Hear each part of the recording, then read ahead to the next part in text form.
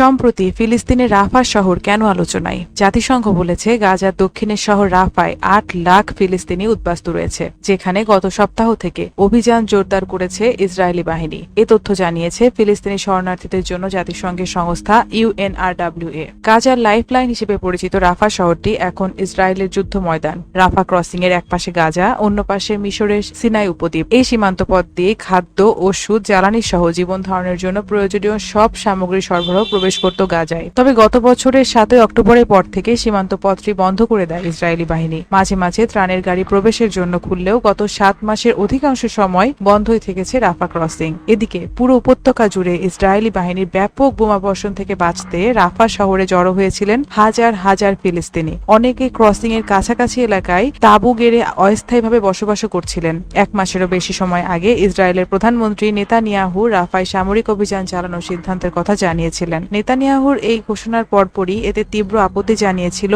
আন্তর্জাতিক সম্প্রদায়। ইসরায়েলি বাহিনীর অভিযান শুরু হলে রাফায় বেসামরিক নিহতের সংখ্যা আরও বাড়বে এবং যুদ্ধ মিশরে ছড়িয়ে পড়বে এমন আশঙ্কা থেকেই রাফায় সামরিক অভিযান চালানোর ব্যাপারে নেতানিয়াহুকে নিষেধ করেছিলেন যুক্তরাষ্ট্রের প্রেসিডেন্ট জো বাইডেন। কিন্তু নেতানিয়াহু তার নেতৃত্বাধীন মন্ত্রিসভা ও IDF সেই নিষেধে কর্ণপাত করেননি। যুদ্ধবিরতির সর্বশেষ একটি প্রস্তাবে ফিলিস্তিনের মুক্তিকামী সংগঠন হামাস রাজি হওয়ার পরই গাজার দক্ষিণের গুরুত্বপূর্ণ শহর রাফায় আগ্রাসন চালিয়েছিল ইসরায়েল। প্রতিবেশী মিশরের সঙ্গে গাজার যোগাযোগের পথ রাফা ক্রসিং দখলে নিয়েছে ইসরায়েলি ডিফেন্স ফোর্স IDF। অন্যদিকে মার্কিন যুক্তরাষ্ট্রের ৯ জন সিনেটর ইসরায়েলের প্রতি লেহি আইন ধারাবাহিকভাবে প্রয়োগ করতে বাইডেন প্রশাসনের প্রতি আহ্বান জানিয়েছেন। এটি এমন একটি আইন যা মানবাধিকার লঙ্ঘনের দায়ে অভিযুক্ত সংস্থাগুলোর সহায়তাকে সীমাবদ্ধ করে। যদিও যুক্তরাষ্ট্র ইসরায়েলের সবচেয়ে গুরুত্বপূর্ণ মিত্র, ইসরায়েলের সাবেক প্রধানমন্ত্রী আইজাক রবিন বলতেন তার দেশের ১ নম্বর কৌশলগত সম্পদ কোনো অস্ত্র নয়, এমনকি পারমাণবিক অস্ত্র নয়, বরং ওয়াশিংটনের সঙ্গে তাদের সম্পর্ক।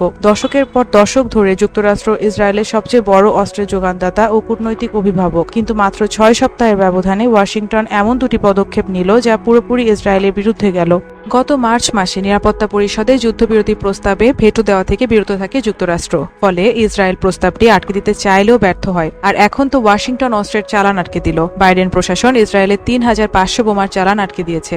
এই অস্ত্র ইসরায়েল গাজার দক্ষিণের শহর রাফা আক্রমণে ব্যবহার করবে। সে বিবেচনায় অস্ত্রের চালানটি বন্ধ করে দেওয়া হয়। বাইডেনের পরামর্শ বারবার উপেক্ষা করে আসছিলেন নেতানিয়াহু। এই উপেক্ষার মূল্য কি হতে পারে সেটাই এখন ভাবনার বিষয়। রাফায় এখন ১০ লাখের বেশি শরণার্থীর আশ্রয় শিবির। ইসরায়েলের প্রতি জো বাইডেন তার লৌহ দৃঢ় সমর্থন থেকে সরে আসছেন না। কিন্তু ইসরায়েল রাফা হামলার জন্য যে হুমকি দিয়ে চলেছে সেটা সফল করতে অস্ত্র দিয়ে সহায়তা করবেন না। বড় বিষয় হলো এই সিদ্ধান্তগুলো এমন একজন রাজনীতিবিদ নিয়েছেন যিনি ব্যক্তিগতভাবে ইসরায়েলের খুব নিবেদ্যপ্রাণ সমর্থক। ৪ দশকের বেশি সময়ের মধ্যে বাইডেনই প্রথম প্রেসিডেন্ট যিনি ইসরায়েলকে সামরিক সহায়তা দেওয়া বন্ধ করলেন। বাইডেন কেন এটা করলেন? কারণ নেতানিয়াহু যুক্তরাষ্ট্রের একটি অংশের জনগোষ্ঠীর মধ্যে এমন তিক্ততা তৈরি করেছেন যেটা আগে দেখা যায়নি। ইসরায়েলের প্রতি যে যুক্তরাষ্ট্রের সমাজের নিরেট সমর্থন, তাতে যুক্তরাষ্ট্রের বিশ্ববিদ্যালয় ক্যাম্পাসে যেভাবে ছাত্র আন্দোলন আশ্রে পড়েছে সেটা বিস্ময়করী। হোয়াইট হাউস নেতানিয়াহুর কাছে পরিকল্পনা চেয়েছিল বেসামরিক জনসাধারণকে হতাহত না করে কিভাবে রাফায় অভিযান করতে পারে ইসরায়েল। কিন্তু নেতানিয়াহু সেই পরিকল্পনা দিতে ব্যর্থ হয়েছেন।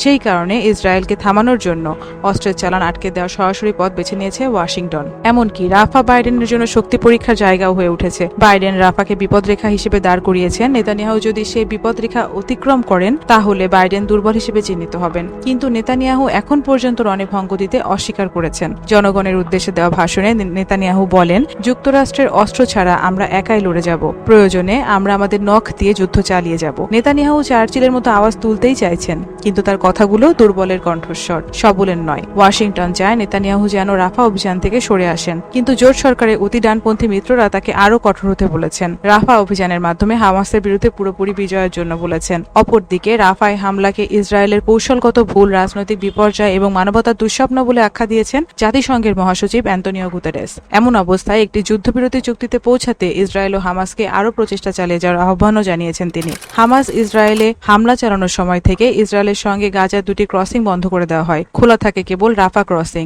উপকূলও ইসরায়েলের নিয়ন্ত্রণে থাকায় সমুদ্রপথে ওই অঞ্চল ছেড়ে বেরিয়ে যাওয়া সম্ভব না। গাজার বিমানবন্দরও ২০০১ সালে ধ্বংস করে দেয় ইসরায়েল। এমন অবস্থায় রাফা ক্রসিং হয়ে উঠেছিল যুদ্ধবিধ্বস্ত মানুষদের গাজা ছেড়ে যাওয়া এবং এবং মানবিক সহায়তা পৌঁছানোর একমাত্র স্থলপথ। একে তখন গাজার লাইফলাইনও বলা হয়েছিল। এখন সেই পথেরও নিয়ন্ত্রণ নিয়েছে ইসরায়েল। গত 6 মে হামাস, মিশর ও কাতারের মধ্যস্থতায় একটি যুদ্ধবিরতি চুক্তি মেনে নিলেও ইসরায়েলি প্রধানমন্ত্রী কার্যালয় এতে সায় দেয়নি, বরং তারা রাফায় অভিযান চালানোর কথা জানিয়েছে। ইসরায়েল এই রাফা শহর ও রাফা ক্রসিং নিয়ে যা করছে তা অসলো শান্তি চুক্তির স্পষ্ট লঙ্ঘন বলে জানিয়েছেন বিশেষজ্ঞরা। দুঃখজনক হলেও চরম সত্য কথাটি হচ্ছে, গাজার লাইফলাইন হিসেবে পরিচিত শহরটি এখন ইসরায়েলের যুদ্ধ ময়দান।